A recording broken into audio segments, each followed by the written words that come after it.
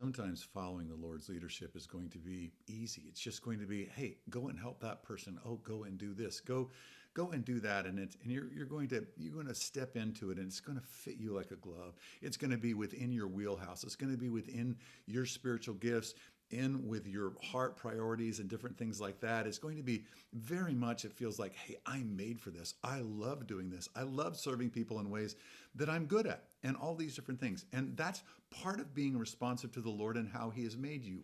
But that is not the only thing that God is going to call you to do. He's also going to, for the sake of your growth and for the sake of His kingdom purposes, He's going to call you into things that are not in sync with who you are, that are not in sync with your gifts, that are not in sync with how He has made you. And by doing so, He's going to grow you up and He's going to bless others.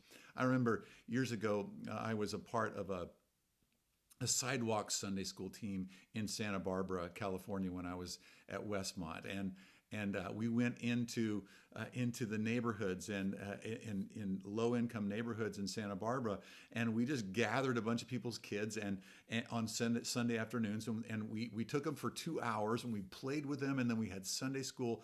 And I remember, this is so outside of my wheelhouse. I'm not a little kid person and those different kind of things, and I'll okay, I was invited to do that. I felt the Lord was calling me to do that. And I took the step to do that. And I had such a blast, but I had to push through, some real barriers inside of myself to actually walk into the thing that God was calling me to do.